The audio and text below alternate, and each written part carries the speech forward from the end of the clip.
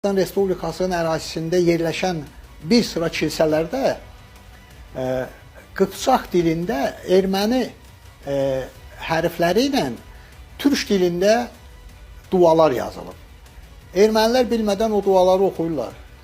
Bunu Murad Hacı yazır və onlar demək əvvəllər daha çox türk dilində dualar oxuyublar və onlar belə görünür ki, Suriyani dilində yox, elə dualarını türk dilində oxuyublar. Və onlar bilmədən bunu da hələ nəşr edirlər və göstərirlər. Bilmirlər ki, o dualar qədim türk dilində yazılıb. Çünki Qıpçaq əhalisinin, Qıpçaq türklərinin bu ərazidə yaşayan bir hissəsi xristian dinini qəbul etdilər ki, Azərbaycanda bilirsiniz ki, 4-cü əsrdə Padşah Urnayrın vaxtında xristianlıq rəsmi dövlət dini kimi qəbul edilib.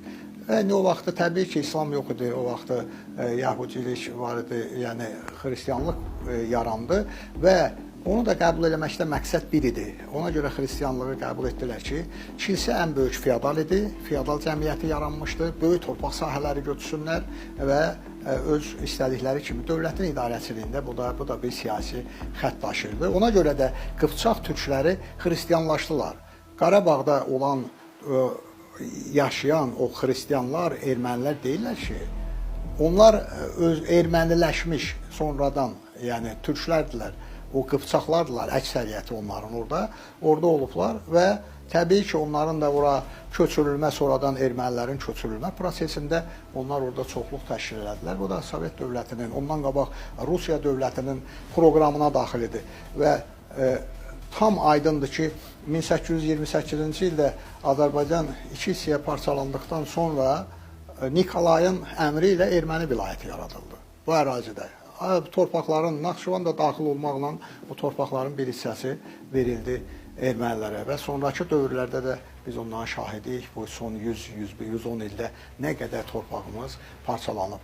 Təkcə Azərbaycan iki yerə bölünəndə 250 min kvadrat kilometrin 114 min kvadrat kilometri, daha dəqiq 113.9 min kvadrat kilometri Azərbaycanın payına düşmüşdü Şimali Azərbaycanın.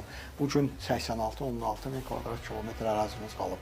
Bir hissəsi Gürcüstana verildi 20-30-cu illərdə. Ondan qalan 9 min kvadrat kilometr 1918-ci il mayın 29-unda İrəvan şəhəri də daxil ermənilərə verildi və haqlı olaraq cənab prezidentimiz Zat aliləri İlham Əliyev çox haqlı olaraq deyir ki, bu həmin dövrdə Azərbaycan xalqına qarşı bir qəsdidir. Yəni onu bağışlamaq olmaz. O ərazini ona görə verdilər ki, ermənilər daha bizimlə torpaq iddiası eləməsin, amma qurtardı mı? Yox. Bu günə qədər də hələ bundan sonra da onların bu iddiaları